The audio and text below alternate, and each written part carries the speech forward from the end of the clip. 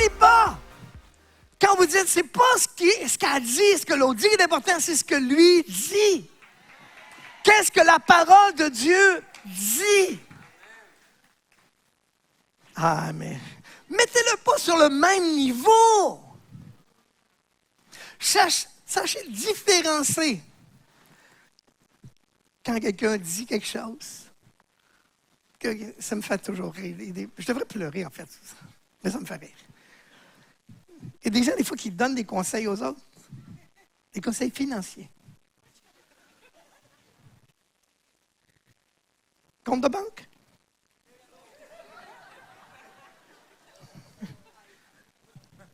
Tu devrais faire ça.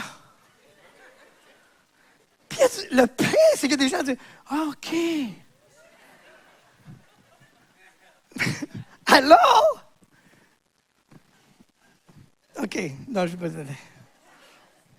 On va aller plus loin. Amen. On va aller regarder.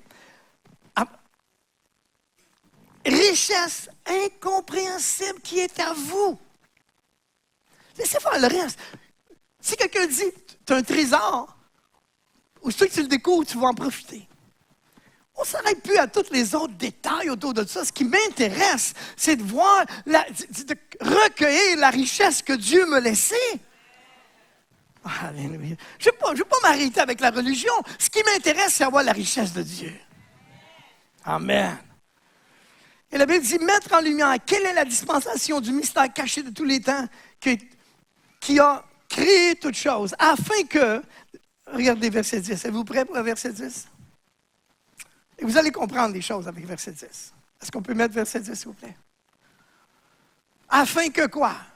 Les dans les connaissent quand? Par qui? Par qui? L'Église, c'est qui?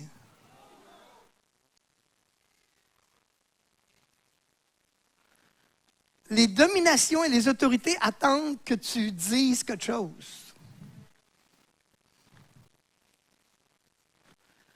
Ils attendent que tu commences à entrer dans ta richesse et commencer à déclarer qui tu es. De dire, oui, je sais que le monde opère de même et que je sais que les autres vivent ça, mais moi, je suis l'enfant de Dieu. Et j'ai des promesses et la Bible dit que toute chose concourt au bien. Donc, je commande à toute chose qui vient contre moi de concourir à mon bien dans le nom de Jésus. Donc, les dominations attendent que je fasse des déclarations pour qu'ils puissent prendre mes déclarations et les mettre en exécution. Mais si je me plains, et si je fais simplement me voir comme une victime, et je dis, oh, regarde ce qu'ils ont dit, ce qu'ils ont fait, tu vois. Ça veut dire, je ne connais pas ma richesse, je n'utilise pas l'autorité que Dieu m'a donnée. Regardez, domination et autorité attendent. Ils vont savoir quand vous allez le dire. Parce que quand tu parles, tu révèles où tu es rendu. Ta déclaration vient de démontrer où tu es rendu. Est-ce que ça va bien jusqu'ici? De faire attention entre le thermostat et thermomètre. Quand tu parles, qu'est-ce que tu fais? Est-ce que tu prolonges le négatif ou tu crées quelque chose de nouveau? Dieu s'attend à ce que quand tu arrives dans une compagnie, tu influences la compagnie. Quand tu arrives quelque part, tu influences l'atmosphère dans cette place-là. Que quand tu arrives quelque part, c'est toi qui crée autour de toi ce qui doit avoir lieu. Je veux dire, c'est toujours ton intérieur. Vous pouvez prendre un hobo, par exemple, et le mettre dans un château. Il va revenir un mois après. Et le château va avoir l'air d'une maison de hobo. Désordre, sale. Mais si vous prenez un prince et vous le mettez en prison, vous venez un mois après, parce qu'il est prince, il va en nettoyer ça. Il va faire en sorte que son lieu ressemble à son extérieur ressemble à son intérieur. Alléluia. La Bible dit, les lieux célestes attendent aujourd'hui par l'Église la sagesse infinie, variée de Dieu. Dieu vous a choisi pour habiter en vous, marcher en vous, conquérir par vous. Regardez Colossiens 16, Colossiens 1, 16. Car en lui ont été créées toutes choses qui sont dans les cieux et sur la terre. Regardez bien, il mentionne, c'est important de réaliser les deux mondes, cieux, terre, connectés ensemble. Créé, Dieu a créé ça, il a créé ça sur la terre. Mais il dit visible et, trône, grâce, dignité, domination, autorité, tout a été créé par lui et pour lui. Colossiens 2,10 dit, vous avez tout pleinement en lui, qui est le chef de toute domination et toute autorité. Alors maintenant, vous commencez à comprendre, le Seigneur dit, attends, j'ai tout mis en lui. Quand je reçois Jésus,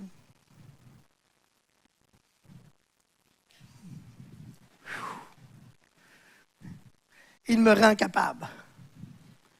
Il me rend capable. Regardez 1 Jean 4,4 qui dit, vous petits enfants, vous êtes de Dieu, vous les avez vaincus, parce que celui qui est en vous, celui qui est en vous, celui qui est en vous, je ne sais pas quoi le problème qui est devant vous, mais celui qui est en vous.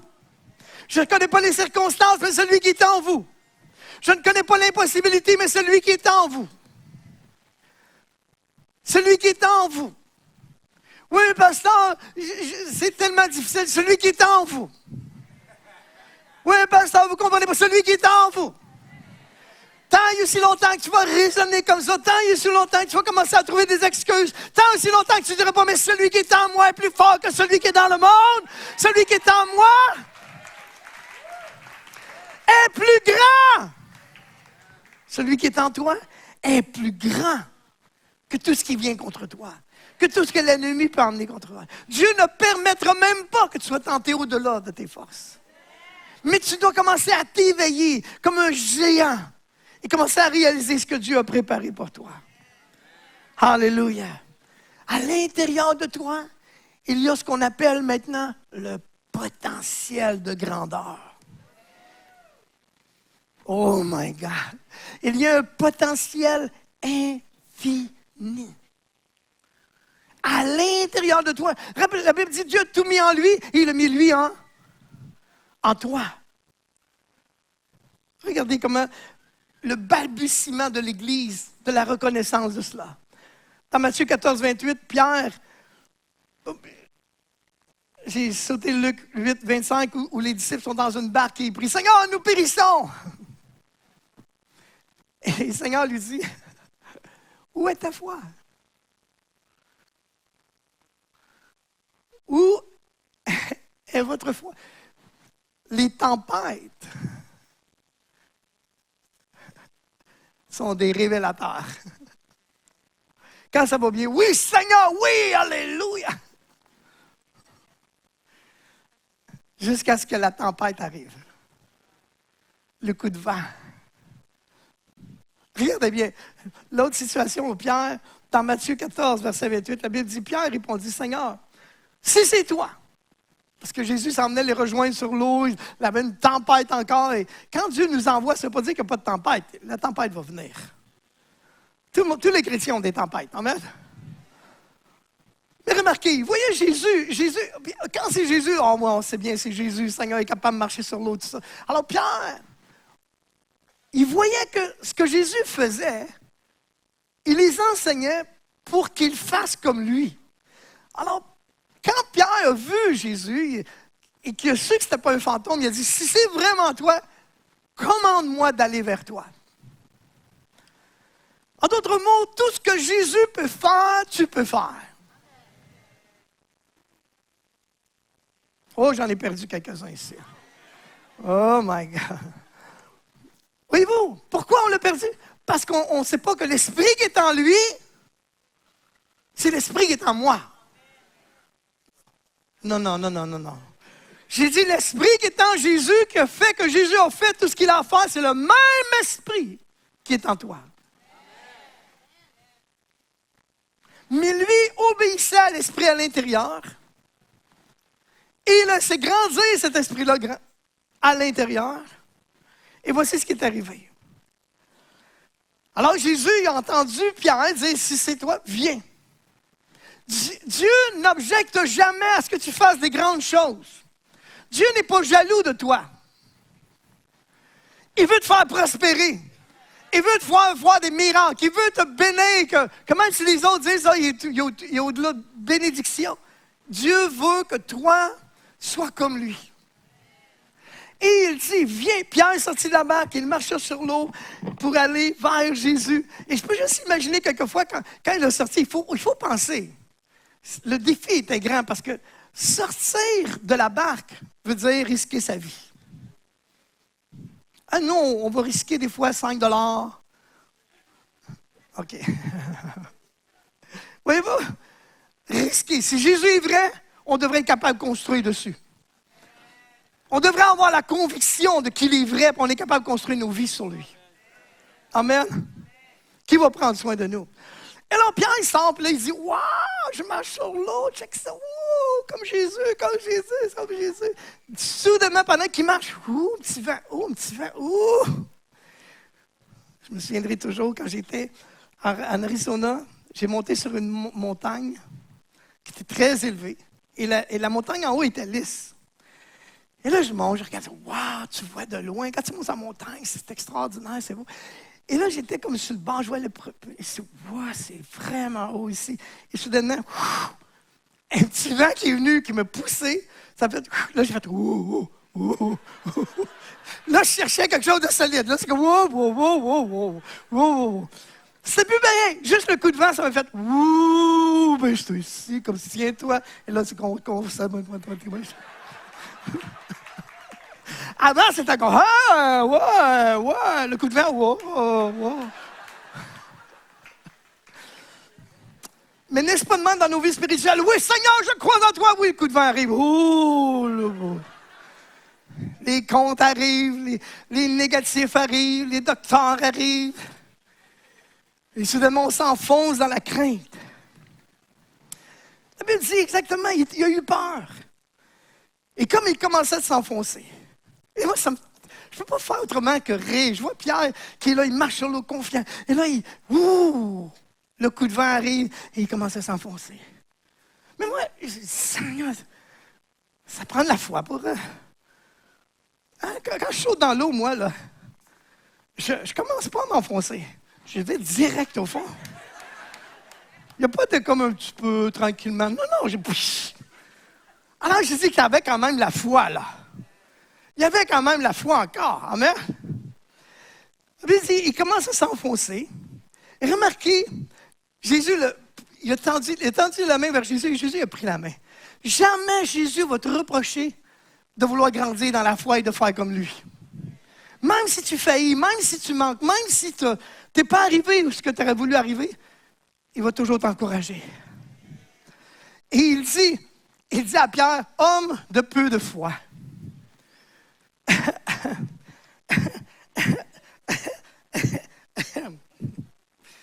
Homme de peu de foi. Les 11 autres dans la barque là-bas, là, il y avait quoi? My God! Homme de peu de foi. La Bible dit, si tu as juste un peu de foi, tu vas être capable de faire au-delà de ce que tu peux imaginer, des choses surnaturelles. Dieu dit, viens marcher dans la vie surnaturelle. Ah ouais, viens marcher dans la vie surnaturelle. Commence à croire. Dieu t'appelle à dire, comment réveille ta foi un peu. Commence à croire pour les choses impossibles. Rends la vie excitante. Ton Dieu n'a pas de limite. La seule limite que lui a, c'est toi. C'est ce que toi, tu lui demandes. Qu'est-ce que tu lui demandes? Qu'est-ce que tu crois? Qu'est-ce que tu rêves? Qu'est-ce que tu fais? Tu n'as jamais prié pour. Tu as rêvé, mais tu n'as jamais demandé.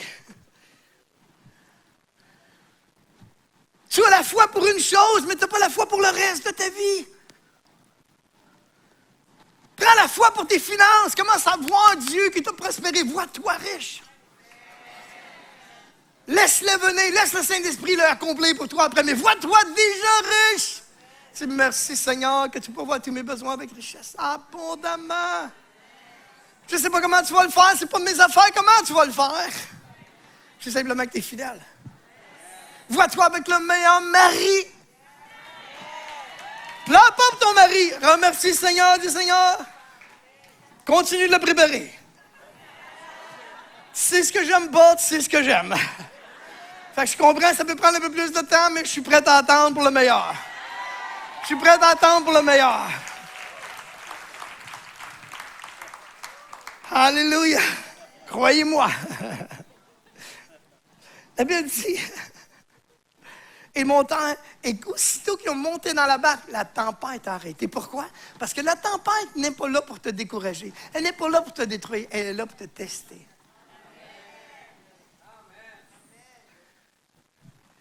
Elle n'est pas là pour te détruire. Dieu n'est pas intéressé à te détruire, il veut te construire. Quand tu vas à l'école et tu passes un test, c'est pas pour te dire comment tu n'es pas bon. C'est pour voir où tu es rendu. Avec quoi Dieu peut te faire confiance? Dieu peut pas, il y a des gens que Dieu ne peut pas bénir. Parce que aussitôt qu'ils ont un peu de sous, on ne les voit plus. Ils sont quelque part sur le bateau. Aussitôt qu'ils lui donnent une maison, on ne les voit plus, coupe le gazon. Des fois, c'est le mari. On lui donne un mari, on ne les voit plus. Il y a des fois, Dieu ne peut pas donner parce qu'il sait qu'ils ne sont pas capables de prendre la bénédiction.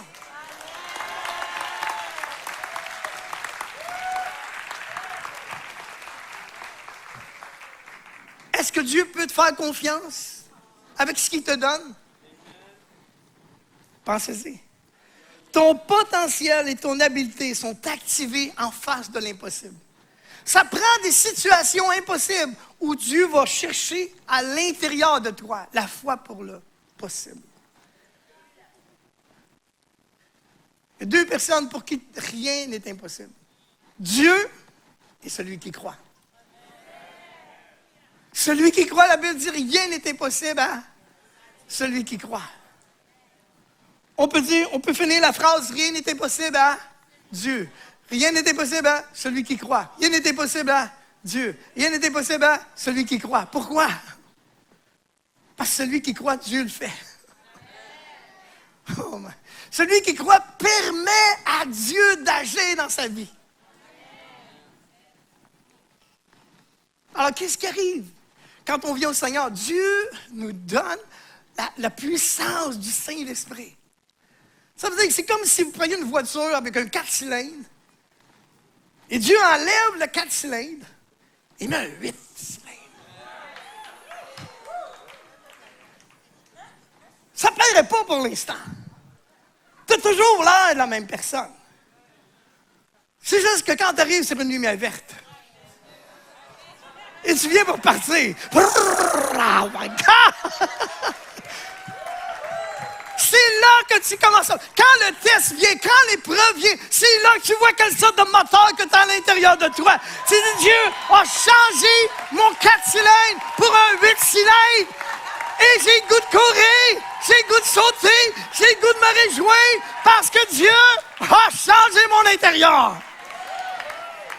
Le monde va dire, mais il a toujours l'air pareil. Il a peut-être l'air pareil, sauf qu'il ne parle plus pareil, il pense plus pareil, il agit plus pareil. Il est complètement changé. Il y a un 8 à l'intérieur. Oh, alléluia. Ouh. Important. Tu dois avoir la révélation avant d'avoir la manifestation. Tu dois savoir, dit Seigneur. Je ne l'ai pas senti. Je sais que c'est là. Je n'ai pas besoin de sentir quelque chose. Ça va agir devant le besoin. Dieu pourvoit tous mes besoins. Pas seulement financiers, tous mes besoins. Il va rencontrer tous mes besoins. 3 Jean 2, verset 10. Bien-aimé, je souhaite que tu prospères. Je connais la volonté de Dieu. C'est ce que Dieu souhaite pour moi, c'est ce que je souhaite pour moi. C'est la prière, c'est ce que je dis, Seigneur, je l'accepte. Je l'accepte. Une fois que je l'ai accepté, les anges doivent travailler avec le Saint-Esprit pour le faire arriver. Parce que je grandis et je réalise que c'est ce que Dieu veut pour moi. Au lieu de simplement aller à l'église, je grandis dans la connaissance de lui. Ne faites pas juste aller à l'église, expérimenter. Restez pas avec des souvenirs de Christ. Restez pas avec des souvenirs de bénédiction. La manne devait être mangée à chaque jour. Il faut que ça soit frais à chaque jour. Laissez pas vieillir votre expérience avec Jésus. Il faut toujours que ça soit excitant pour vous. Il faut toujours que ça soit vrai pour vous. Il faut toujours vous aimer sa présence. Il faut toujours vous aimer la louange de Dieu. Aimez aller à l'église encore. Aimez les frères et les sœurs. Mais aimez-les avec les défauts, les faiblesses. Et dites, je suis dépassé, là. Je m'en vais ailleurs. Je veux plus de Jésus. Plus de sa présence. Je veux entrer dans la richesse que Dieu a pour moi. Dieu veut vous combler à l'intérieur de paix et de joie et de victoire. Et Dieu ne veut pas que vous restiez comme les hommes. Il ne veut pas que vous soyez des simples hommes. La Bible dit tout est à vous. Mais faut-il saisir? Ah, Seigneur, j'ai tellement de choses à partager avec vous avec ça. Amen. La Bible dit prospère comment? Hein? Dans tous les domaines de ta vie. Dans tous les domaines. J'oublierai jamais ce verset-là parce que quand Dieu me parlait un jour, c'était révélateur pour moi. Je me souviens exactement où j'étais en auto. Je me souviens de la route. J'ai même stationné le long de la route, j'ai arrêté. J'avais toujours eu peur de la volonté de Dieu. Parce qu'à chaque fois, j'avais eu l'impression que quand le monde me parlait de la volonté de Dieu, c'était toujours, alors, faut que tu fasses la volonté de Dieu. Là. Et ça voulait dire, puis la tienne. Alors là, je dis, Seigneur, je vais te suivre, je vais en faire un bout. Mais je me gardais quand même la mienne un petit peu là. Jusqu'à ce que Dieu me révèle. Il dit, je vais te révéler ma volonté. Je veux que tu prospères. Ben, j'ai dit, moi aussi. J'ai dit, c'est bon ça. Seigneur, je veux que tu prospères à tout égard. Hey, j'ai dit, moi aussi. C'est la même chose. Et ensuite, qu'est-ce que la Bible dit? Que tu sois en bonne... Moi aussi, je vais être en bonne santé. Est-ce que du monde ici veut être en bonne santé? Et là, le Seigneur est en train de me révéler que sa volonté pour moi est meilleure que ma volonté pour moi. Que la mienne était sous-évaluée à la sienne. La sienne était, je veux que tu prospères, je veux que tu sois en bonne santé, je veux que tu sois heureux. Comme prospère l'état de... En d'autres mots, Seigneur, je ne veux pas te donner de richesse extérieure sans que tu aies la richesse intérieure.